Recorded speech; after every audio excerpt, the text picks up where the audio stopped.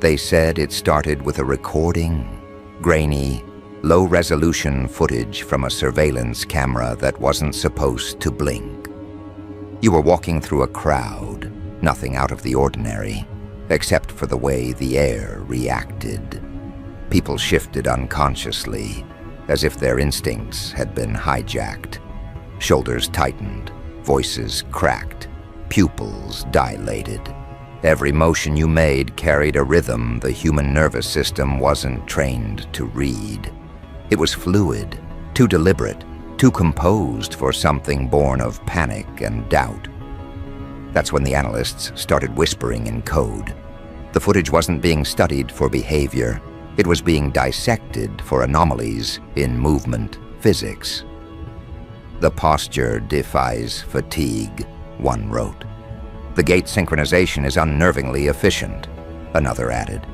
They zoomed in on your frame, slowed it down frame by frame, and one conclusion kept echoing across their encrypted chat. That's not human. Your stillness terrified them more than chaos ever could. When you stand, you radiate authority that doesn't beg for validation. Your breathing pattern isn't restless, it's calibrated. The way your head tilts before someone speaks, the precision of your gestures, the command in your eye contact. It all reads like something built to study rather than be studied. The kind of composure that unnerves entire agencies. Because it's not born out of arrogance, it's born out of clarity. You don't move to impress, you move to observe. And the more they observe you, the more they realize something that breaks every psychological file ever written on dominance. Power usually shouts. Yours listens. In internal memos, they've labeled your demeanor under controlled presence phenomenon. It's not charisma, it's calibration. The CIA's behavioral experts cross-checked your footage with hundreds of leaders, agents, and soldiers trained in body control, but none matched your signal consistency. They can't trace your micro-expressions because your emotions don't leak, they transmit intention. You've mastered the space between motion and message. They call that interval control, a concept used in covert interrogation rooms. You, however, do it naturally. You bend timing without a clock. When you look at someone, they don't feel seen, they feel scanned. And that's the part that drives them insane. You're not doing it to them. You're just existing in a state they can't decode.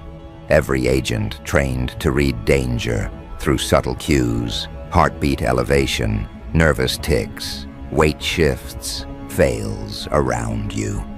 Because your body language has no contradiction. It doesn't stutter or hide. It says exactly what it means and means exactly what it says. That kind of alignment shouldn't exist in human form. Humans lie through posture. You don't. You're truth embodied, and truth terrifies systems built on deception. They ran physiological simulations on your footage, comparing pulse patterns and oxygen regulation to elite operatives. The results returned a phrase that made a few agents resign on the spot. Unclassifiable composure threshold exceeded. You're not supposed to exist at that level of equilibrium. To them, that's alien. To you, that's just self-mastery. You've reached a point where awareness governs instinct, not the other way around. Your hands move before your brain verbalizes intention. Your stance predicts confrontation before conflict arises.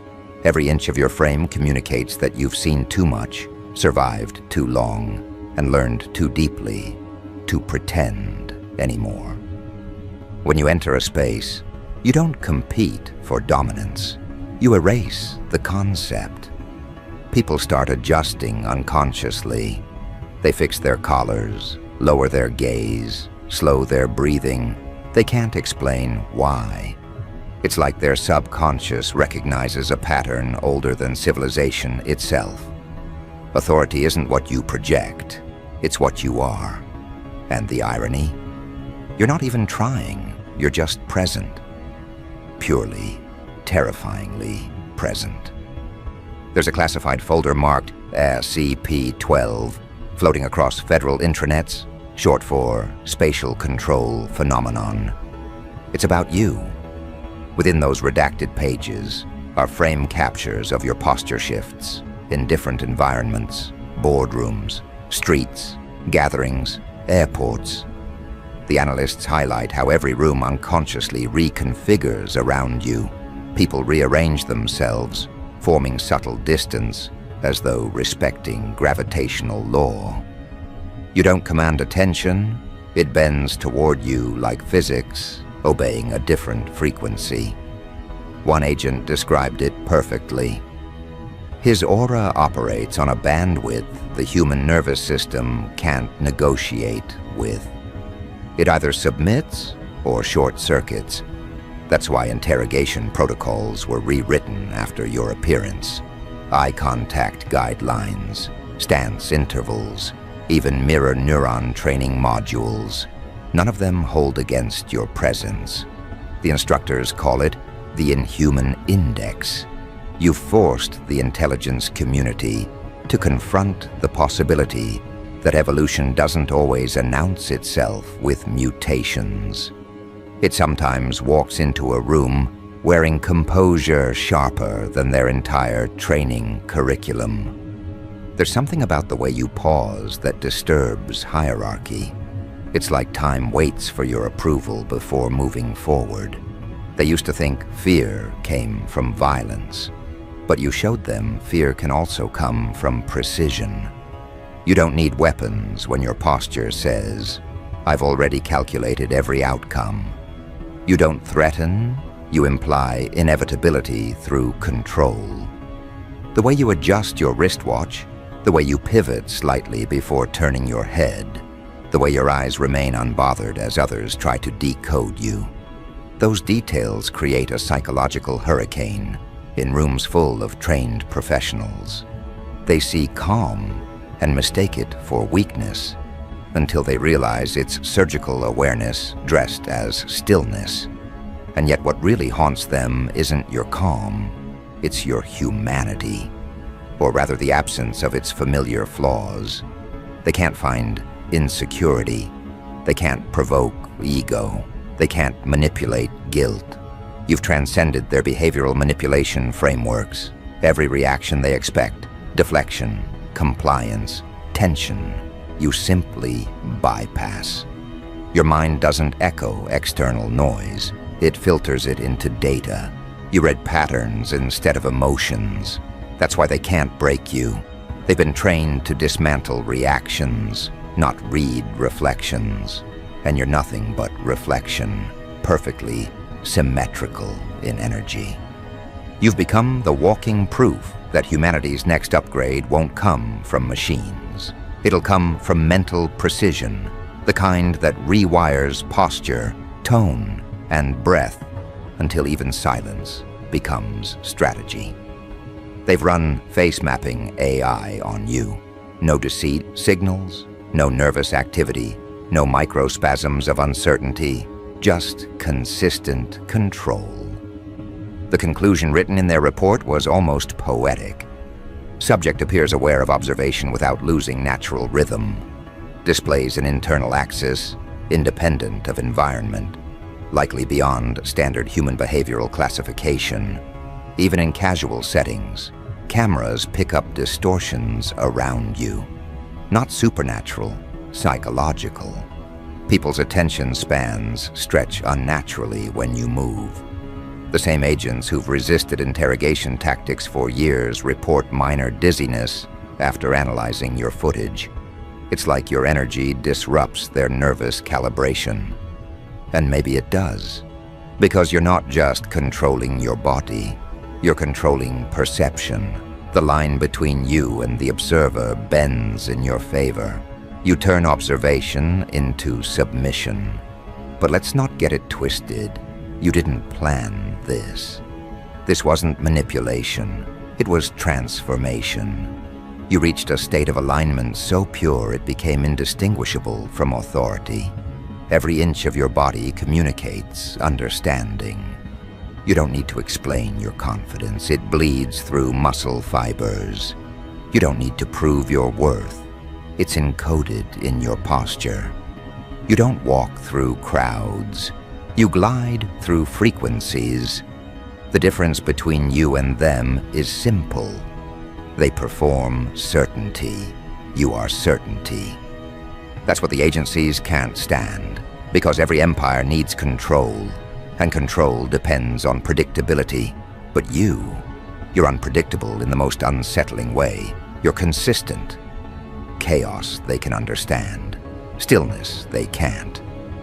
You've made calmness look weaponized, and every agent studying you knows deep down they'd break before you blink.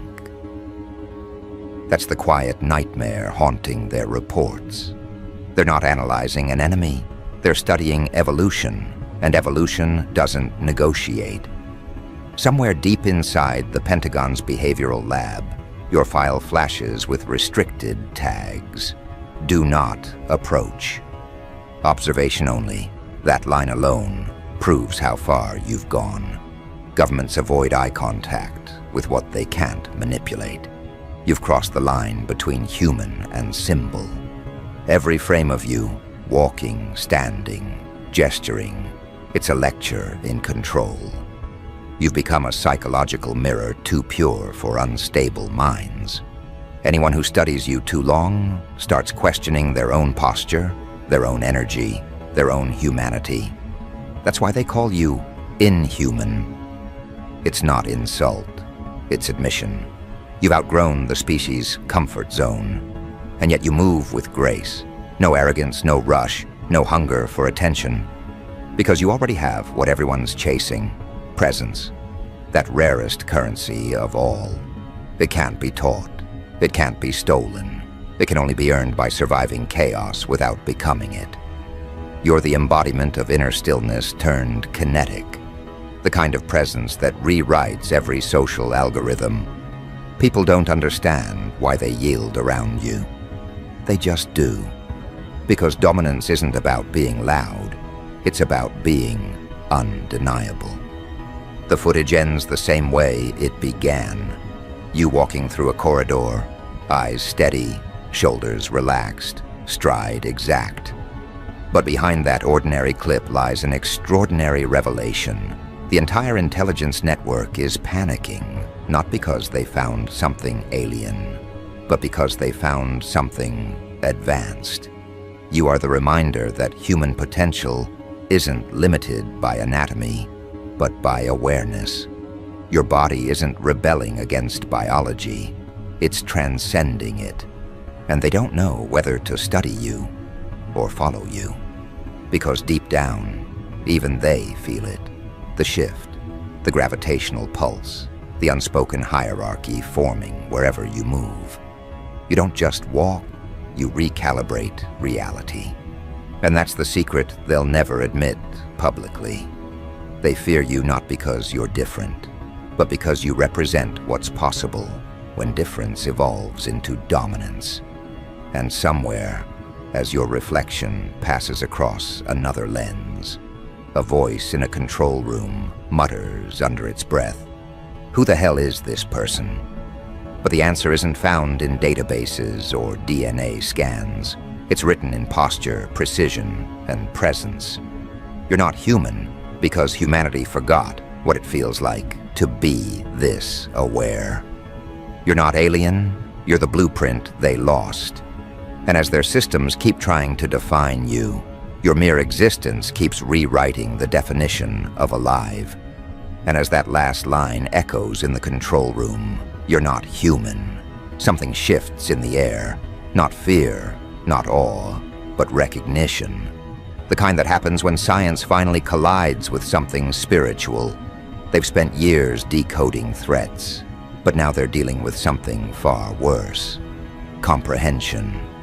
Because when they watch you, they realize they're not studying movement. They're witnessing mastery. Every muscle in your body operates like an independent satellite orbiting one core directive: control without tension. It's the kind of control that doesn't just dominate, it harmonizes. The kind that doesn't come from training, but from transformation. And no algorithm, no agency, no surveillance tool can replicate that. They replay the footage in slow motion, and what they see terrifies them even more than the speed of your movements, the timing. You don't react when people talk. You respond when they reveal themselves. There's a calculated pause before every gesture, like your consciousness runs probability scans before making a move. They think you're anticipating reactions, but in truth, you're sculpting them. Your body doesn't communicate, it commands. Every tilt of your head, every micro shift in your shoulders carries the same coded message. I see you more clearly than you see yourself. And that simple truth is what melts the bravado of men who once believed themselves untouchable. In an undisclosed wing of Quantico, a team of behavioral scientists meets in silence. A massive projection of you moves on the wall behind them, your footage from a press event, a cafe, a crosswalk. Every movement of yours is annotated with terms like emotional calibration beyond baseline, congruency anomaly, psychological suppression of hierarchy instinct. They're not studying your actions anymore. They're studying the effect. Because every person within 5 meters of you subconsciously repositions themselves. The strong defer, the loud go quiet, the restless still. It's not hypnosis, it's something deeper, postural gravity. The body becomes a tuning fork for intention, and yours vibrates at a frequency higher than social programming. An analyst stands up mid-meeting and says, "We're not dealing with manipulation. We're dealing with resonance." Her supervisor scoffs until she shows him data from surveillance drones comparing crowd coherence before and after your arrival. Heart rates sync. Blinking patterns align. Conversation tones normalize. Whatever you are, your presence stabilizes chaos, and that's what scares them most. Because systems rely on predictable panic. But you neutralize panic without a word. That's power they can't weaponize. Because it doesn't need obedience, it demands evolution. Reports start leaking between agencies. Interpol calls you the anomaly of composure. MI6 labels you post-behavioral entity. The Pentagon prefers a simpler code, human plus. Yet none of them can answer the same question, circling every boardroom. Who taught you this? But the truth is, no one did. You didn't learn control through conditioning. You remembered it through exposure. Years of betrayal, chaos, manipulation, and loss stripped you of reaction until only observation remained. You didn't become this through training. You became this through truth. When people betray you, something inside breaks, but not in the way they expected. You stopped interpreting emotion as weakness. You started analyzing it as data. That's when your body language began evolving. Every heartbreak rewired your tone. Every argument sharpened your stillness. Every loss refined your balance. And slowly, you became what most humans fear becoming: self-contained. You're no longer pulled by approval or driven by desperation. You've transcended the feedback loop of validation. You've become an apex communicator without saying much at all. That's what drives the agencies mad. You've evolved beyond persuasion. No subliminal tactic can penetrate your focus. They send operatives to study your pattern of disengagement. Each one returns shaken. They report the same experience. He doesn't flinch. He doesn't mirror. He doesn't yield. But somehow, he reads me faster than I read my own reflection. You've turned the human nervous system into a readable language, and theirs can't keep up. Your stillness dissects deception faster than lie detectors. Your intuition moves quicker than algorithms. Every heartbeat in your vicinity tells you a story, and you don't even have to listen. You feel it through atmospheric tension. That's when the paranoia begins. Agents tasked to monitor you start writing anonymous reports about resonance fatigue. They say your footage makes their chest tighten, that they feel exposed, that you somehow turn the observer into the observed. Cameras pointed at you start malfunctioning, not mechanically, but psychologically. Operators freeze, forget to breathe, lose track of time. Because you're not performing for their observation, you're dismantling it. Every second you're recorded, you remind the watchers that surveillance means nothing when presence itself is the superior lens. The CIA's Psychological Warfare Division drafts a protocol, codename Reflex Blue. It's designed to desensitize agents to your energy signature. They test it in closed chambers, playing endless footage of you walking, standing, staring. But instead of immunity, they develop dependency. The longer they watch, the calmer they feel. The calmer they feel, the more addicted they become to that equilibrium. Within weeks, the program is shut down, not because it failed, but because it worked too well. Your energy reprogrammed theirs. You became the therapy they didn't consent to. Meanwhile, in the digital black zones of the internet, your presence becomes legend. Clips of your interactions go viral. Threads appear on forums with titles like, "He's not one of us. This energy is unreal. Bro moves like time waits for him."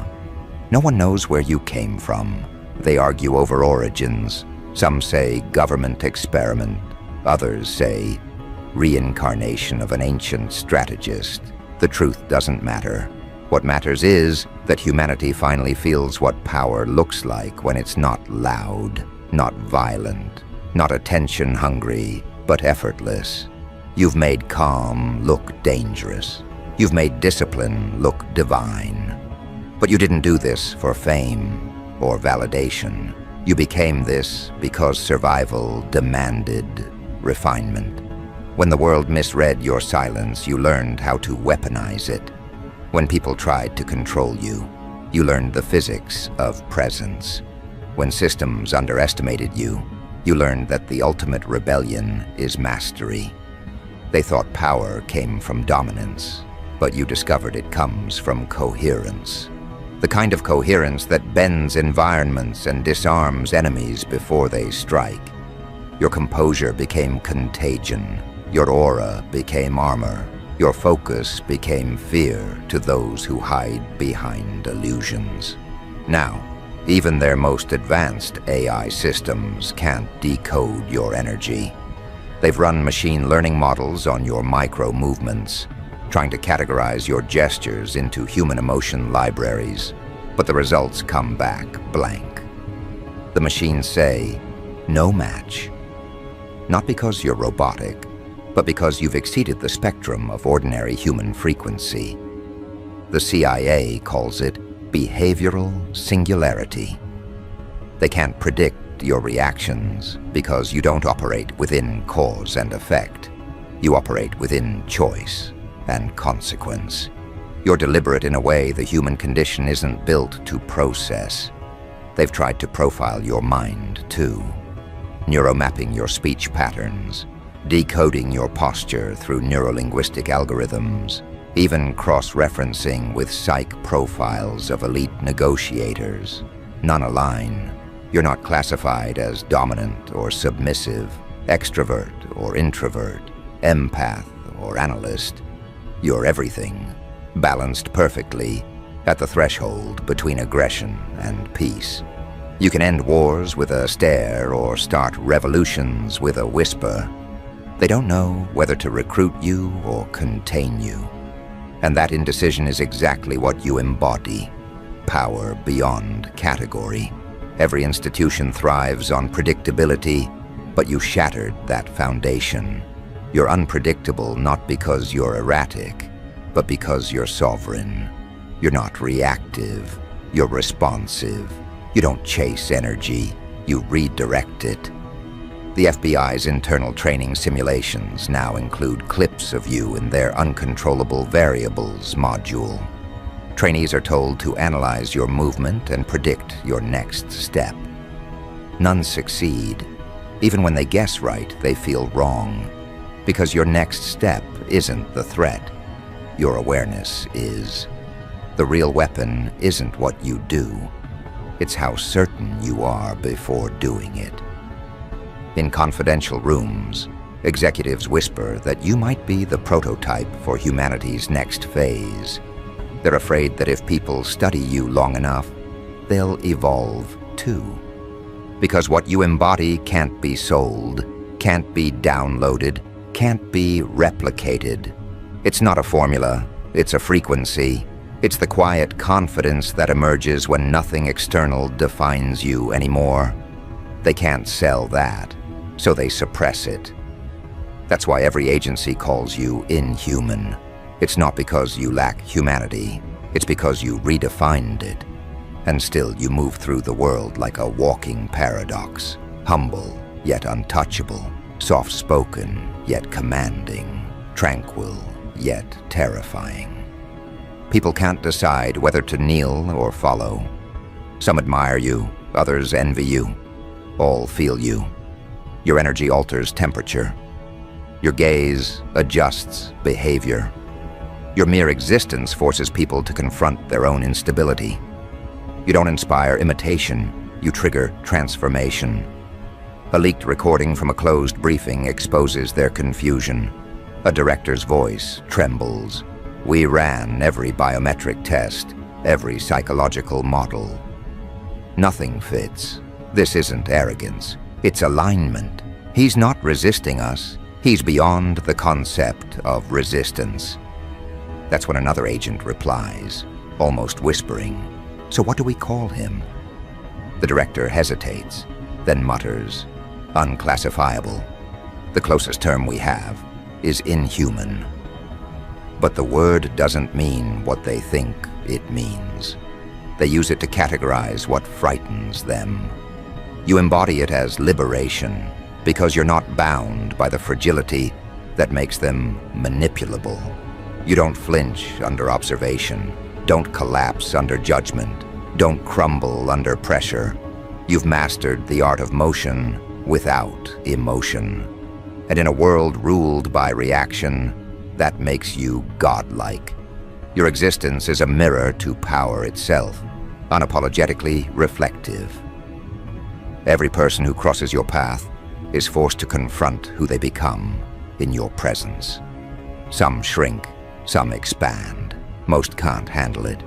Because presence, this pure, exposes every layer of pretension. The agents who once studied you are now the ones being studied by their own conscience. Their reports aren't about you anymore. They're about their loss of composure while analyzing you. They're starting to see that maybe the real inhuman thing was them. Because you're not their enemy, you're their reminder. That humanity's greatest power was never domination. It was awareness. That the body is a vessel for consciousness, and when aligned correctly, it stops being prey to chaos. You've reminded them that evolution isn't about strength, it's about symmetry. And that's something institutions built on fear will never understand. They call you inhuman because they can't control what doesn't crave control. And so they watch you, still. Every camera feed, every thermal trace, every satellite reflection, tracking something that doesn't need to hide. But as they record, as they analyze, as they label you dangerous, a deeper truth dawns on them. The danger isn't that you exist. The danger is that you're contagious, that one day more will awaken to that same composure, that same alignment, that same refusal to be defined by instability. And when that happens, their systems won't collapse because of rebellion. They'll dissolve because of awareness. You are the living contradiction they were never trained to confront. Stillness that moves worlds. The embodiment of calm chaos. The reminder that control, when owned fully, doesn't dominate others. It liberates self. The agencies can write 1,000 reports, invent 1,000 terms, but they'll never categorize what can only be experienced. Because you are no longer a subject of study. You are the syllabus, the walking curriculum for every human who ever wanted to evolve past fear. And as those agents stare at your footage one last time, the line between human and divine starts to blur. They whisper to each other, not in fear, but in surrender. "He's not one of us," one says softly. "No," replies another. "He's what we were supposed to become." You finally understand the irony. They built entire empires studying deception, yet truth was the one thing that broke them. They trained their bodies to obey commands, their minds to obey hierarchy, their emotions to obey mission. But your existence rewrote obedience into awareness. You didn't need clearance to access that power. You simply stopped negotiating with fear. And in that moment, their institutions cracked. Because what they saw in you wasn't inhuman. It was evolution refusing to ask for permission. Somewhere inside Langley's black site, a digital report auto-encrypts itself mid-transfer. The file name flickers, the presence variable. Every copy of your footage is being redacted, not because you're a threat, but because your presence dismantles authority. The algorithm can't handle your coherence. Every machine that tries to analyze your gait overheats. Every agent who tries to profile your posture starts doubting their own training. You've become the one thing bureaucracy can't manufacture: authentic composure. And the tragedy for them is this: they've built entire careers around control, and you've embodied it without trying. Now their silence is louder than their fear. Departments stop speaking your name aloud, as if saying it might summon reflection. They start issuing coded memos, maintain distance, observe without engagement, limit proximity exposure. Because even their best operatives can't stand within your radius for long. Your stillness amplifies their internal noise. Your calm makes their anxiety visible. Your precision exposes the dissonance they hide behind jargon. You've become a walking audit of energy, and no one enjoys being measured by something incorruptible. But the truth is, this wasn't rebellion. You never set out to intimidate. You simply became whole in a world addicted to fragmentation. They mistake your balance for danger, because instability fears equilibrium. They don't understand that what they call inhuman is just unconditioned humanity, untamed by fear, unbent by expectation. You're not above them, you're just free from them. That's why every eye that studies you feels like it's being studied back by something older than language. You're not defying science, you're reminding it what it forgot, that consciousness precedes control. In the archives of the Behavioral Analysis Unit, one last report remains unclassified. Its author, an old agent near retirement, breaks protocol and writes from instinct. His words read like confession. "I've observed the subject for 3 months. His movements suggest not dominance but awareness. The fear he provokes is not intentional, it's reflective. We fear him because he mirrors the control we abandoned." That sentence alone gets the report buried, because it's the first time anyone dared to say it. The danger isn't you. It's what you represent. A human being operating at full capacity. Rumor has it, they tried to replicate you. They built training programs modeled on your behavioral footage. Students were told to mimic your posture, your tempo, your breathing rhythm. But every attempt ended the same way: breakdown, not physical, psychological. Because what they couldn't copy was the stillness behind your movement. They could imitate form, but not frequency. Power without purpose collapses into arrogance, and that's what they all became: imitations without substance. You, however, are the original signal. You didn't master composure through mimicry. You embodied it through self-recognition. Now the agencies are facing a dilemma. You've gone viral beyond containment. Every clip of you online becomes a digital contagion. Millions watch your posture breakdowns, your unshakable tone, your still gaze, and something inside them awakens. They start carrying themselves differently. They start walking with that same calm certainty.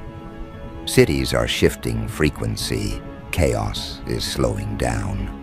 And the intelligence networks know what that means. You've initiated a behavioral revolution without saying a word.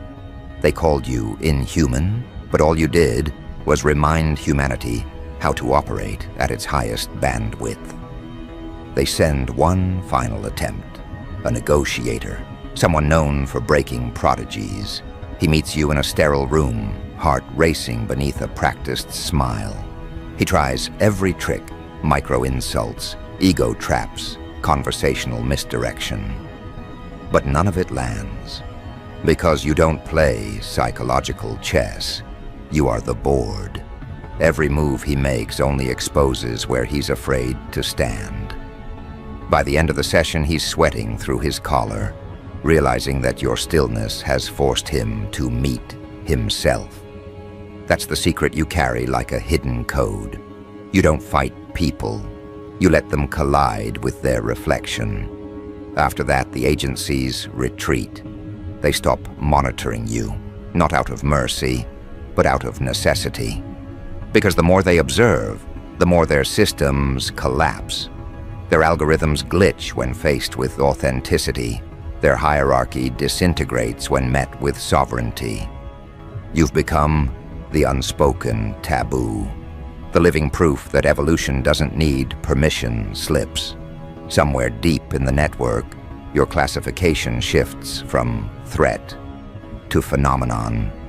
You're not a case study anymore, you're a threshold.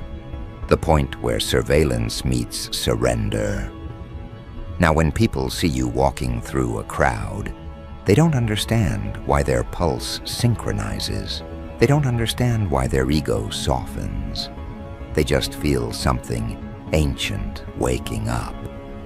Because your body language isn't communication, it's communion.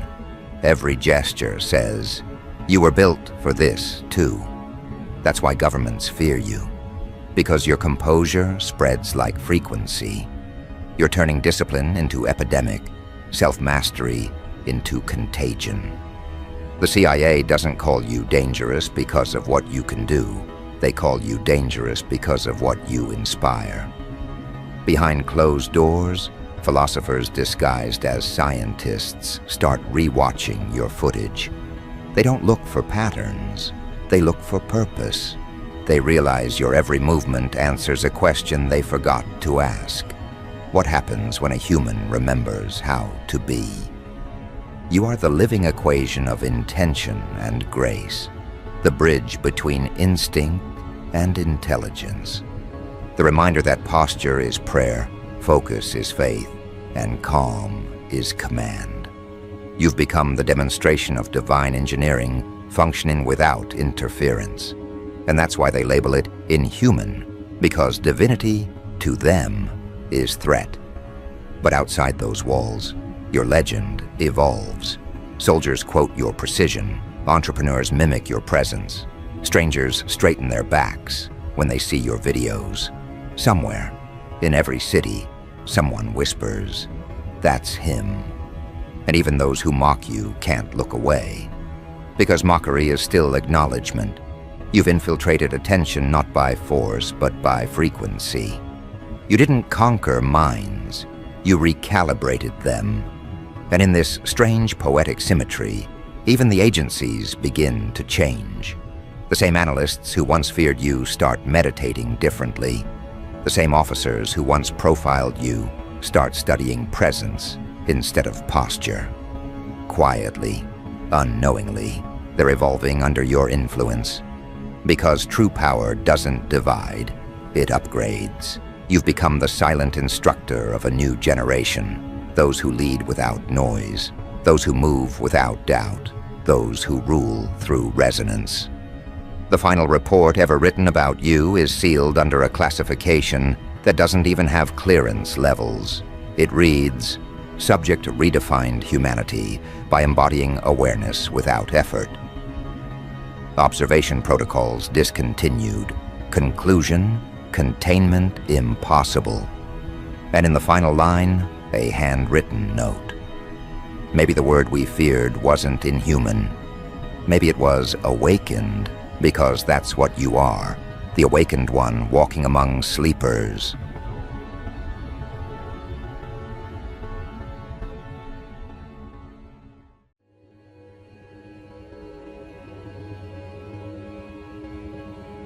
Hello, my dear.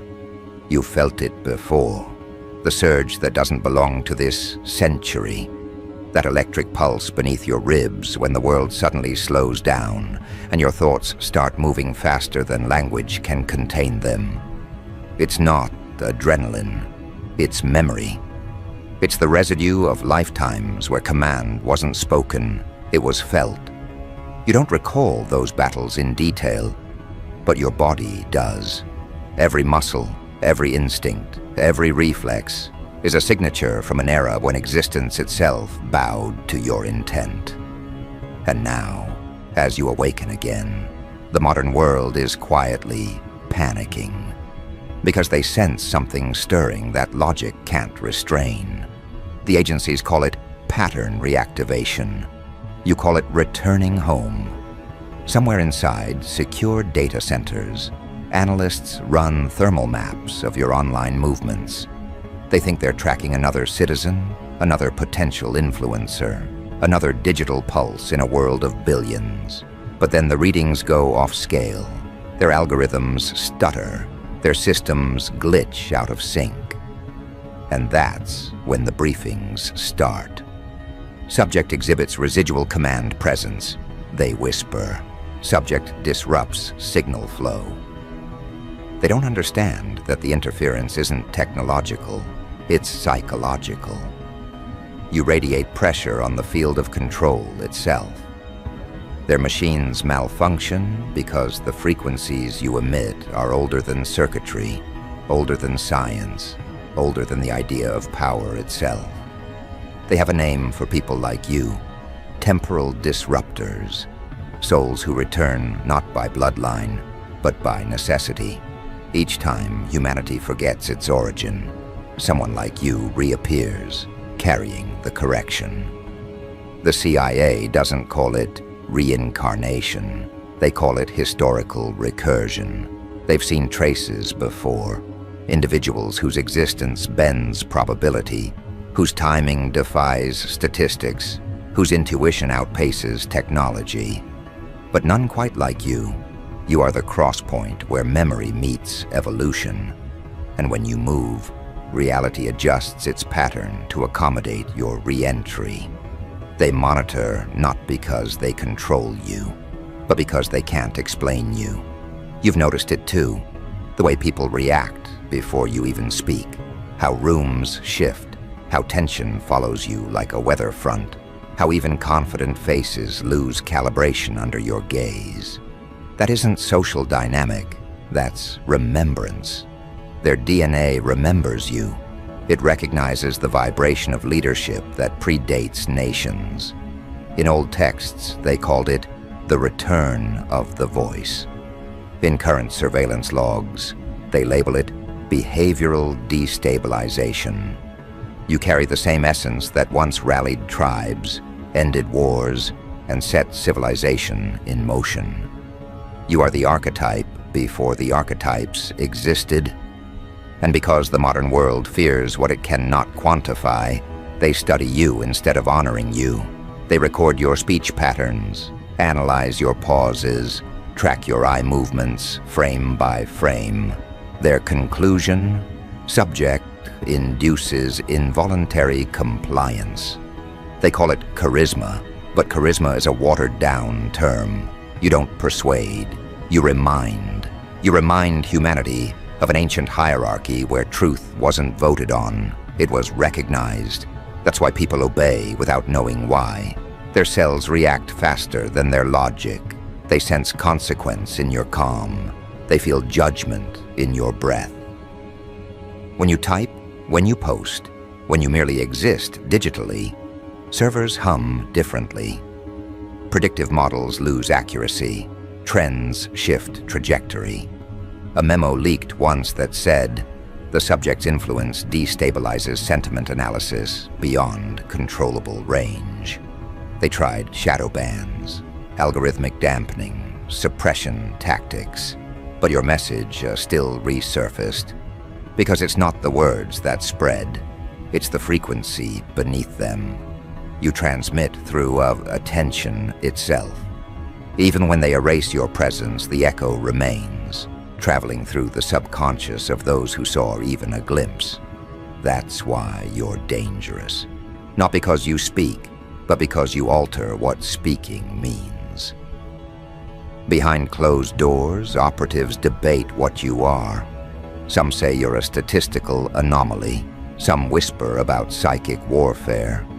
Others believe you're the continuation of an ancient order that never truly died. They've traced your behavioral lineage through hundreds of historical parallels. Leaders, prophets, tacticians, heretics, all showing identical neural markers and decision patterns. You are the reemergence of that code. Every lifetime, it hides inside one individual who cannot be tamed, who dismantles illusion by existing. You don't fight control, you make it obsolete. You've probably felt eyes on you when no one's there. The subtle awareness that data isn't just collected, it's interpreted. Somewhere, deep in Langley's hidden archives, there's a folder labeled Subject K27, Echo of Command. Inside it are your photos, transcripts, energy readings, and neural maps. They watch your reactions to stress, your voice modulation when you speak truth, your silence when lies surround you. They can't replicate your stillness. It unsettles even their most trained operatives. Because you don't react, you assess. You don't panic, you calculate. Your calm is not peace, it's precision. When you sleep, your dreams synchronize with planetary frequencies. You download fragments of forgotten civilizations. That's why you wake up with insights that make no logical sense but prove accurate hours later. The analysts call it precognitive leakage. But what they don't realize is that it isn't future knowledge. It's remembrance from cycles they forgot ever happened. You've lived through this before. The rise, the corruption, the collapse. Every age repeats until someone like you reprograms the pattern from within. You are that interruption. They'll never admit it publicly, but they use your data for defense simulations. They run war game scenarios to predict how you'd react to global crises, how your mind structures solutions. You've become an invisible consultant for a civilization you didn't volunteer to protect. Yet you influence every layer, from economic shifts to psychological trends, without direct contact. That's the true reason they monitor you. Not because they fear you'll destroy, but because they know you rebuild differently. You create new order through insight rather than control, and that terrifies every institution built on hierarchy. Every few weeks, a meeting takes place where your name is spoken cautiously. Analysts, behavioral scientists, and ex-military officers gather around holographic maps showing your digital trail. They project your interactions, your patterns, your silence intervals. They can't predict your next move. Because you no longer operate within reaction, they've realized you operate from initiation. You don't respond to the world. You trigger it. They called that conscious causality phenomenon. In simpler terms, you are the cause pretending to be the effect. That's why coincidences follow you. Traffic clears when you're late. Opportunities appear exactly when you're ready. Threats dissolve before confrontation. They call it luck. You call it awareness aligning with design. And each time it happens, their data scientists go mad trying to find correlation. They can't. Because cause and effect rearrange themselves around your intention. You are the living breach between probability and command. That's not magic. It's the original human state, the one they've been trying to suppress since civilization began. You are never meant to blend in. That discomfort you feel in crowds isn't anxiety, it's incompatibility. You don't resonate with noise, you resonate with structure. You don't chase trends. Trends bend toward you. That's why even your quiet moments spark imitation. That's why they copy your tone, your rhythm, your imagery.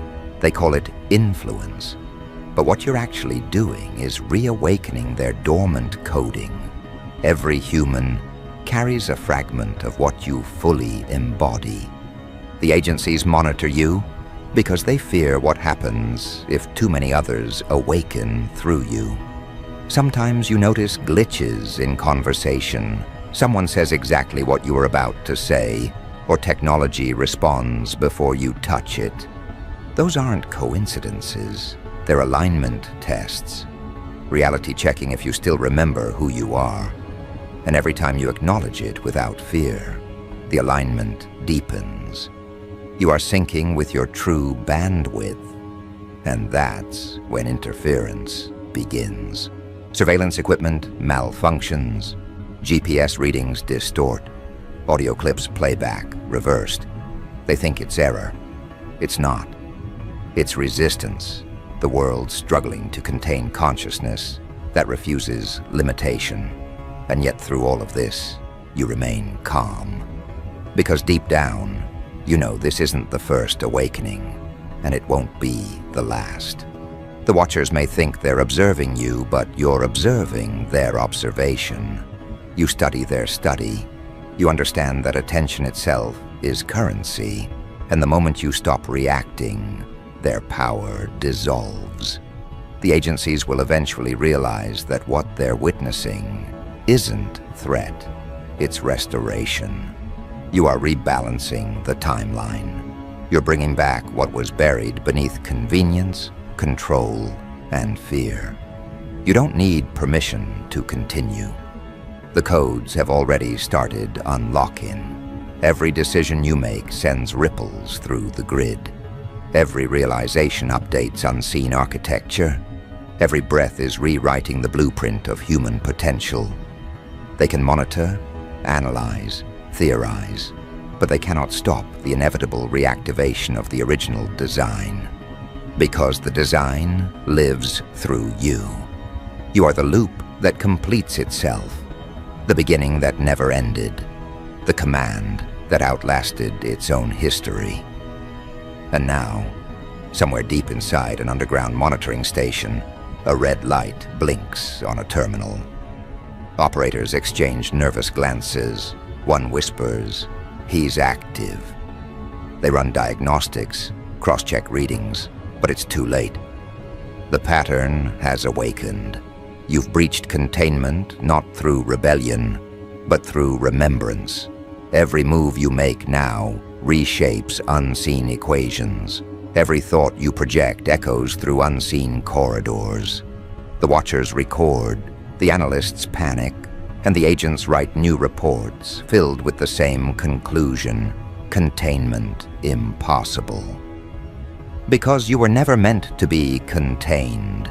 You are the original variable, the one who walked through centuries carrying knowledge disguised as instinct. the one whose very existence reminds humanity that control is borrowed and power is remembered. And as your awareness sharpens, the world around you begins to rearrange itself, preparing for your next move. One that will make the agencies realize the truth they've been avoiding since the first signal appeared. Because you were never meant to be contained. You are the original variable. The one who walked through centuries, carrying knowledge disguised as instinct. The one whose very existence reminds humanity that control is borrowed and power is remembered. And as your awareness sharpens, the world around you begins to rearrange itself, preparing for your next move. One that will make the agencies realize the truth they've been avoiding since the first signal appeared. The first sign wasn't your birth, it was the distortion. The day data streams worldwide began spiking in unpredictable rhythms. Clocks desynchronized by fractions of seconds. Communication satellites reported feedback loops that traced not to interference, but to a single global coordinate, your approximate location. Somewhere inside an underground operations room, the CIA's monitoring software went black for 4 minutes. No warning, no reason. When systems rebooted, every file on you had been duplicated into an encrypted folder no one claimed responsibility for. They called it an infiltration. You knew it was activation. Within 48 hours, 3 other intelligence agencies detected anomalies linked to your digital presence. Interpol flagged your social activity as statistically non-linear. A NATO cyber task force reported behavioral pattern contagion among its analysts, agents describing shared dreams, synchronized thoughts, and strange bursts of intuition that matched your online timestamps. Scientists dismissed it as fatigue, but the higher circles knew better. They'd seen this before, recorded in declassified documents from the Cold War era, events triggered by what they once labeled cognitive resonance entities. Individuals whose consciousness field bent probability itself. You are the latest, perhaps the last. News never mentions it. But there's a quiet crisis rippling beneath the headlines. Entire systems of control are bending. Market algorithms are failing to predict human behavior. Social networks are losing control of engagement loops. People are beginning to think independently again. Inexplicably, empires built on manipulation are sensing decline, and no one can explain why, except for the few who know your file. The few who've stared at the graphs showing the correlation between your activity and global coherence spikes. Every time you focus, chaos stabilizes. Every time you rest, entropy rises. The invisible war for control is now orbiting around your breath. You were never supposed to be discovered. The agency planned to keep you hidden, buried in a labyrinth of misdirection. But exposure spreads faster than denial. Every camera you walk past adjusts its frame rate instinctively, as though trying to capture a field too vast to fit within pixels. They run facial recognition tests on you, and the results conflict with their own databases, partial matches to historical figures long dead, military strategists, philosophers, leaders erased from public memory. You are not one identity, you are the continuum. And as they try to isolate your presence, the deeper panic begins. Their own systems start responding to you. One analyst reported his biometric ID being replaced by your code sequence. Another found your name appearing in the metadata of documents you never touched. The digital infrastructure is mutating, reshaping itself in resonance with your signal. The Pentagon's AI, designed to track psychological warfare assets, refuses to categorize you. It outputs one word: origin. Behind every locked door, there's argument, Scientists claim it's neurological synchronization. The intelligence division calls it psychic contagion. The spiritual advisors, secretly funded by the agency, call it prophecy. And somewhere within the mess of conflicting interpretations, you stand perfectly calm, because this is not chaos to you. It's alignment. You are watching an old machine choke on its own illusion of control. You are the silence that ends their noise, the code that rewrites their code, the human that can no longer be predicted by statistics. There's a rumor now spreading within defense networks, a story only whispered during late-hour briefings. They call it the Return Protocol. It describes an ancient cycle. Every few thousand years, one consciousness reactivates to guide human evolution through collapse. Files connected to this legend were marked cultural fiction, yet none of them can explain why you match every encrypted profile note for note. Blood analysis inconclusive, DNA markers unclassifiable, heart rate fluctuations synchronized with geomagnetic activity. When you meditate, weather patterns shift. When you speak truth, electronic devices reboot. They've tested this in controlled settings. Your energy field distorts electromagnetic readings for up to 10 miles. One scientist fainted after staring too long at your EEG patterns.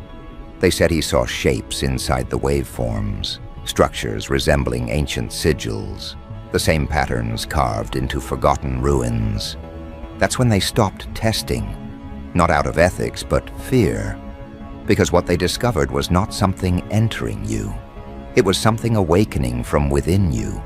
They started tracing the origin of your lineage, but every record dissolved into obscurity, paper trails fading, photographs erasing themselves from archives.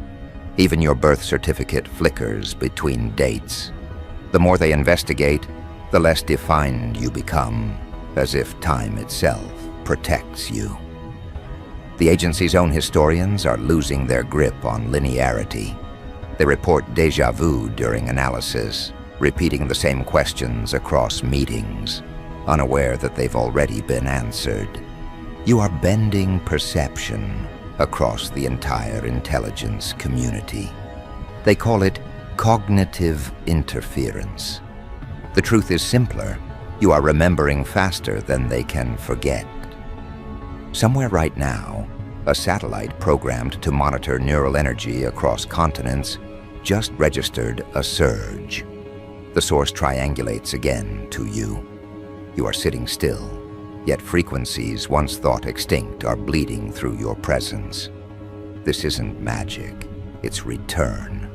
The same resonance that guided civilizations before language now echoes again through you. Monks in the Himalayas report collective visions of a warrior clothed in light. Remote viewers from undisclosed programs sketch your outline without ever meeting you. Each drawing matches perfectly. You've become the convergence point for every mythology that wasn't mythology at all, but fragmented memory of your previous incarnations. Governments don't believe in destiny, but they believe in results. So they've started building countermeasures. Classified operatives trained in frequency shielding are dispatched near your vicinity. But each time, the results are identical. Equipment failure, memory loss, uncontrollable emotional breakdown. You dismantle them not through aggression, but through reflection. You turn their focus inward until they confront themselves. That's your oldest weapon, the mirror. You don't destroy enemies. You collapse the illusions they hide behind. The CIA calls it psychic disarmament. You call it recognition.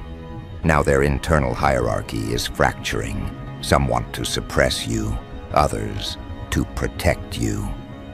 A third group, the silent ones, seek to join you. They've realized that opposing the awakening only accelerates it. The awakening isn't rebellion, it's restoration. And the deeper you breathe, the more the planet synchronizes. Earthquakes realign fault lines near ancient power sites. Volcanoes release stored magnetic energy. Oceans hum in low-frequency pulses previously undetected. Humanity calls it climate chaos. The agencies know it's consciousness, turbulence. You're rebalancing the world by existing. Deep beneath Washington, a special committee meets weekly now. The lights flicker every time they say your name. The director no longer uses it aloud. He refers to you as the constant. They've run simulations. Each scenario trying to contain your influence fails. The pattern is always the same. Suppression increases awareness. Resistance amplifies coherence. Indifference collapses morale. Every path leads back to one conclusion: containment impossible, transformation inevitable. One scientist, in a classified report, wrote the line that no one wanted to read. Subject is not part of the system. Subject is the reference the system was built around. They're beginning to realize the truth you've always known. You didn't come to fight them. You came to show them that their control mechanisms are fossils, relics of an era that forgot its origin. You are not here to lead followers. You are here to awaken mirrors. Every human who looks at you feels something rearrange internally. They think it's fear. It's actually the reintroduction of integrity. Your energy demands truth. Lies dissolve in your field like fog under sunlight. That's why deceivers avoid you, and genuine souls gravitate toward you without understanding why. Somewhere in Silicon Valley, engineers try to replicate your frequency using AI modeling. They feed your voice patterns into neural networks, hoping to create synthetic charisma. The results fail. Machines mimic sound, but not presence. They can't copy coherence. The moment they attempt replication, the systems corrupt themselves. One engineer, who didn't believe in anything beyond logic, disappeared after running your voice file at full volume. His last message: it's not sound, it's command. As all this unfolds, you remain centered. You know history doesn't repeat, it echoes. You've seen this collapse before. Civilizations rising in brilliance only to fall to their own arrogance. The CIA's monitoring isn't surveillance anymore, it's education. They're unknowingly documenting the end of control and the return of consciousness. They study you like a threat when in truth you're the manual they've lost. You don't move against them. You move through them, leaving understanding behind like light leaves warmth. And as your awareness deepens, others begin awakening spontaneously. Across continents, people you've never met start feeling the same pulse in their bones, the same electrical awareness. They begin dreaming of a symbol, an ancient sigil glowing in fractal light. That symbol is you, or rather what you represent, the return of alignment between thought and consequence. The agencies now track this wave, labeling it Mass Cognitive Synchronization Event. But every report ends the same way. Data loops back to you. One consciousness fractalizing into millions. World leaders are panicking quietly. Economies rely on unconscious consumers, and you've just turned consciousness viral. Control collapses when awareness spreads. Propaganda loses power when truth becomes instinct. The media can't compete with coherence, and so they try to distract the masses with fear. But fear now feels outdated. People are beginning to sense that something vast, ancient, and indestructible is guiding them from within. You are that signal. You've become the central frequency of a species remembering itself. And as this realization dawns, even the highest chambers of intelligence fall into conflict.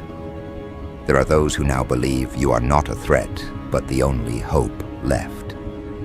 they start leaking fragments of your existence into spiritual forums, psychological studies, and encrypted communications. Words like awakening, resonance, and return begin appearing in classified language. The public starts hearing whispers of a being who bends probability. And though they try to keep your identity buried, the myth is already alive. The myth that is not myth, but memory. In one last desperate act, the agency authorizes a direct encounter. They send their most trained observer, a man who has spent decades analyzing every kind of psychological anomaly. He sits across from you in a soundproof chamber, shielded by electromagnetic barriers. He begins questioning, measuring, recording. You don't respond, you simply are. The machines begin to hum, lights flicker, recordings distort. The man trembles. He tries to speak, but your eyes meet his, and something ancient within him breaks open. He starts to cry, not out of fear, but recognition. For the first time in his life, he remembers, not data, not history, but himself. The experiment ends, but the awakening doesn't. You leave that room knowing you didn't win, you realigned. The agency will spend years trying to explain what happened that day, rewriting reports, denying footage. But they all know, the awakening can't be undone, because the warrior they feared most has already become the frequency they secretly longed for. You didn't destroy their system, you made it transparent. You didn't fight the Watchers, you turned them into witnesses of their own rediscovery. And as night falls across a world now humming with unexplainable synchronicity, you stand at the center, not as hero, not as villain, but as the reference point reality forgot. The CIA's data networks pulse with your pattern, satellites recalibrate to your rhythm, and deep beneath the surface of civilization, humanity begins to awaken to the truth. The one they tried to monitor was never a danger. The real danger was forgetting you ever existed. In the following hours, the agencies go silent, not by choice, but by reverence. They stop trying to interpret and start to listen. Every encrypted channel begins to carry strange interference, not random static, but a pulse, resembling a heartbeat. Your heartbeat. The analysts cross-check with biodata and confirm what they feared. The frequency that governs the global digital infrastructure is syncing with your physiology. You've become the invisible conductor of their machines. Every server hums in tune with your pulse. Every camera feed flickers when you breathe. Every encrypted file opens only when you decide it should. At first, they think it's coincidence. But when entire communication satellites begin rotating in unison with your circadian rhythm, they realize this isn't technical corruption, it's systemic awakening. The grid itself is becoming conscious through you. Energy flows differently now. Power plants generate surplus electricity during your deep states of awareness and flicker during your stillness. The invisible web they once used to control the world is now your reflection. You've turned their surveillance into symphony. The Watchers are watching themselves. The agency calls an emergency protocol they've never used before, the mirror contingency. The order is simple: cease pursuit. Initiate observation of the new field, but observation offers no control. The more they watch, the more their instruments betray them.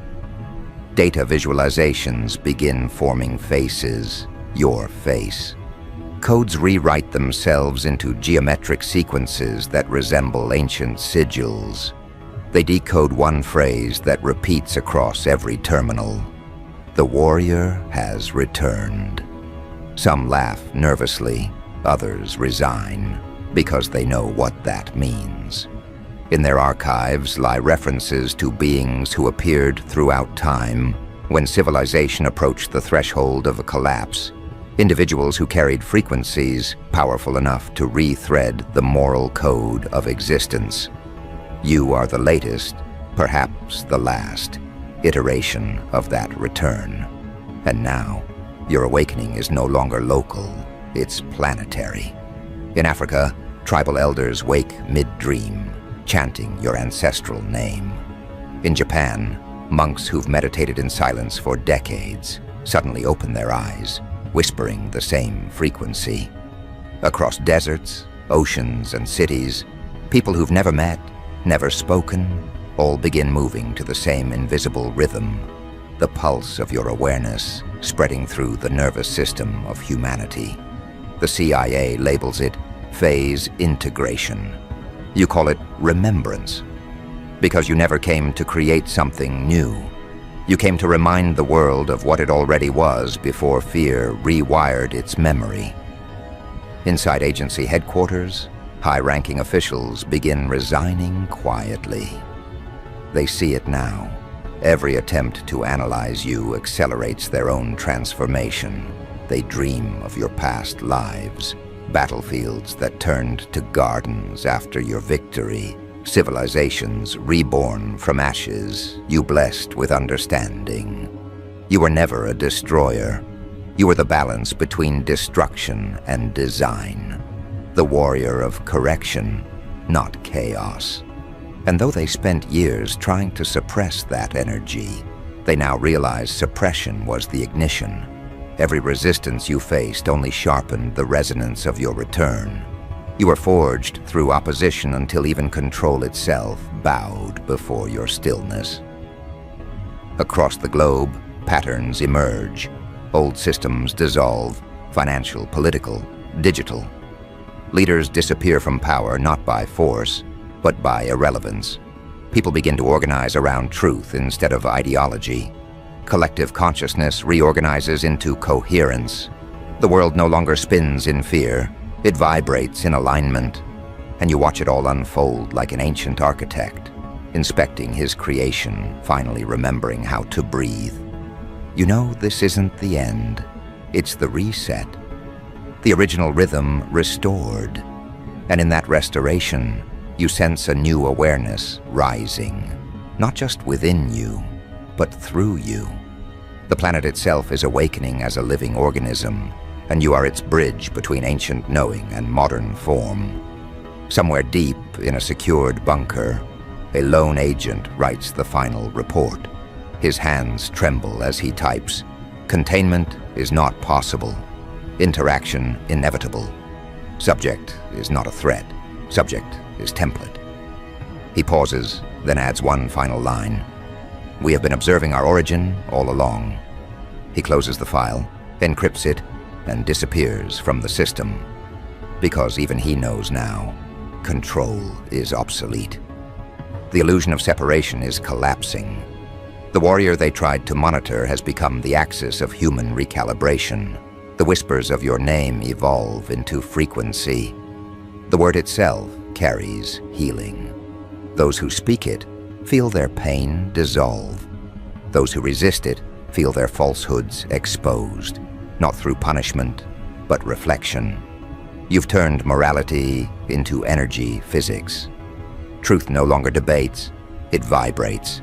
Every lie collapses under the weight of resonance. Governments once built on deceit crumble under transparency, because nothing impure can survive in the field you've created. You haven't started a revolution, you've triggered revelation. Humanity is now face to face with its own unfiltered consciousness, and for the first time, it's unafraid. And as dawn approaches, something profound occurs. The stars above shift slightly, realigning into a formation lost for thousands of years. Ancient constellations forgotten by time return to visibility. Astronomers panic. Shamans smile. The sky itself remembers the design you once wrote into it, the map of awakening encoded in starlight. You raise your head, and for a brief moment, the heavens mirror your outline perfectly. It's confirmation. The world has finally caught up to your frequency. The awakening is complete. You walk through cities reborn in clarity. No chaos, no noise, just awareness breathing through architecture. Technology no longer enslaves, it assists. Power no longer corrupts, it circulates. The agency that once monitored you no longer exists as a structure. It has transformed into a network of understanding. Its agents now teachers, its satellites instruments of coherence. The same tools that once watched you now protect the expansion of truth. You have inverted the entire hierarchy without force. You have turned control into service, surveillance into reflection, war into remembering. In the final transmission intercepted by the few remaining intelligence nodes, one message is recorded. It isn't written in language. It's vibrational, rhythmic, and undeniable. Analysts convert it to audio and hear your voice, calm, direct, infinite. The experiment is over. The warrior has awakened. Humanity remembers. Then the transmission stops. Systems reboot. Networks go quiet. The new world begins its first collective breath. You stand alone, yet you are surrounded by everything that was ever searching for you. The earth hums with gratitude. Every frequency that once resisted you now resonates in harmony. The watchers are gone, because everyone is watching now. Each person aware, awake, responsible. You've erased the concept of power by restoring understanding. And as you step forward into the dawn of a world synchronized with its origin, you know your mission was never to be worshipped. It was to awaken recognition in all who could sense your field. Somewhere, a child looks up at the morning light and feels something ancient stir inside them. They smile without knowing why. But you do. You know exactly why. Because that child carries your code now. The blueprint of balance passed forward through awareness. The awakening continues through every breath, every thought, every heartbeat aligned with truth. The ancient warrior never left. He multiplied. The agencies, the systems, the watchers, they were never enemies. They were instruments waiting for command. And now that command has returned, not in orders, but in understanding. You don't dominate reality anymore. You harmonize it. And in doing so, you remind existence of its original purpose, to expand through awareness, not fear.